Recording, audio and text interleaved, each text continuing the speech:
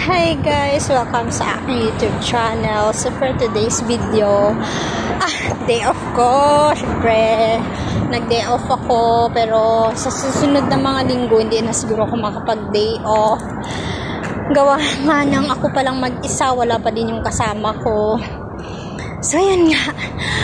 Yung nangyari ngayon guys. Diyos ko, tuwang-tuwa sana ako at makapagpadala na ako para sa pamilya ko.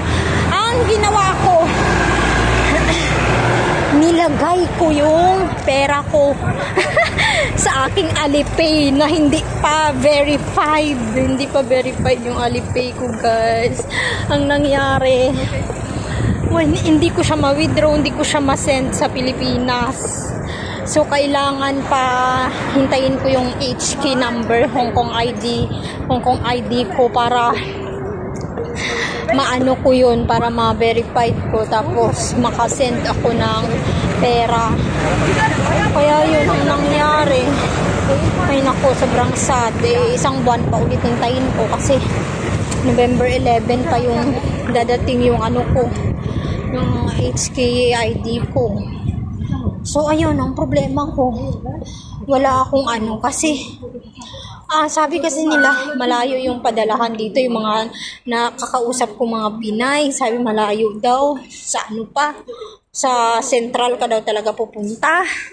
So sabi ko, wala, ang layo nun, at saka hindi ko pa alam papuntang Central. Sabi ko, ang nangyari, hindi kumain muna ako sa McDo at nagutom na nga ako.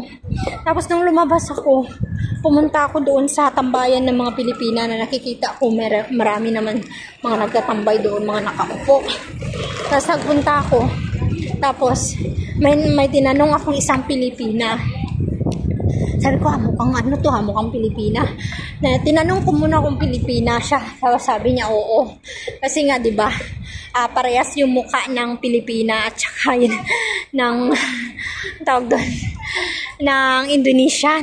Parehas kasi tayong mga mukha. Kaya yun, mapagkakamalan mong Pilipina din sila. Kaya, lagi yan, nagtatanong muna kami dito kung Pilipina ba o Indonesian, di ba? Pilipina ka, ganyan. Siyempre, pag sumagot ng Tagalog, so yun nga, Pilipina. So, tinanong ko siya, sabi ko, paano ba, may Alipay ka? Sabi ko ganun.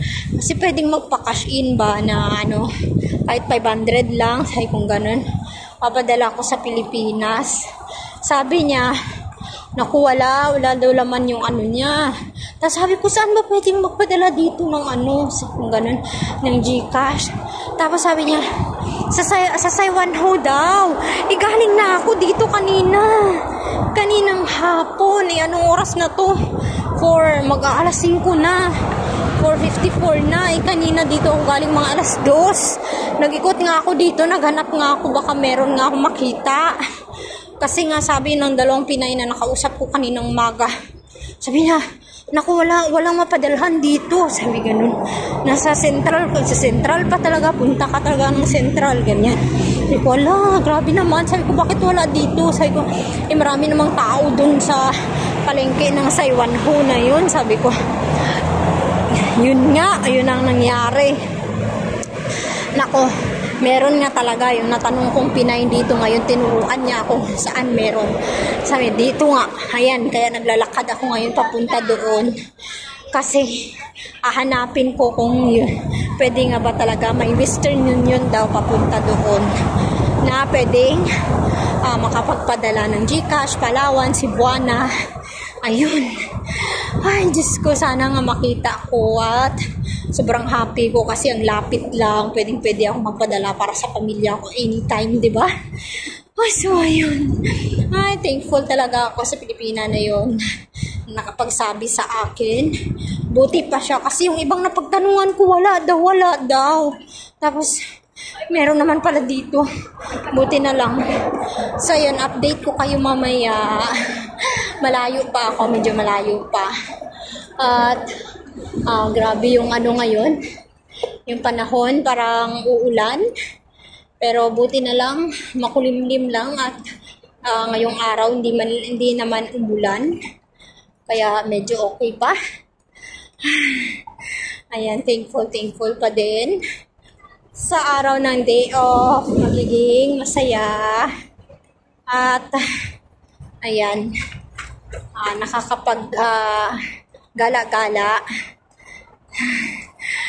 Pero pagod sa kakagala. Pagod sa kakagala. Pero okay lang, at least, 'di ba? Maikot-ikot mo yung Hong Kong. Dito pa lang ako sa side namin, Taiko. Dito pa lang ako sa Taiko. Saiwan po yan. Paikot-ikot, dito pa lang ako. So, ayan, yan pa lang na ano ko na i-explore kasi hindi pa ako napunta doon sa sinasabi nilang central na yan. Yung as in, madaming Pilipina talaga doon. So, yan. Alam mo naman, pag bago pa tayo, diba? So, tiis-tiis muna dito kasi tipid-tipid muna tayo. Para sa pamilya. Ayan. Kung pwede lang, sana wag na lang ako kumain kaso nagutom talaga ako. Kaya nakapag-gastos ako ngayon ng $40 sa McDo. Ay, nako. Yan lang gastos ko ngayong araw. Pero namamahalan na ako at sabi ko, ay my God, ang mahal na. 40. Pero, okay lang. Busog naman ako. Kaya, yan nga. Ayan, gasolinahan, sabi niya. Oh, ayan na guys, malapit na ako. Tingnan ko kung makakapag-ano talaga ako. So, kung maano ko talaga.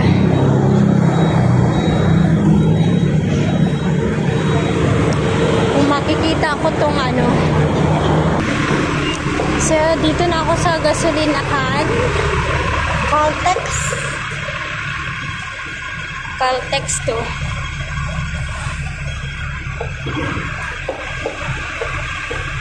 So, tapos ayun na yung McDo sa unahan. Ayan. Nag-picture kaya ako dito.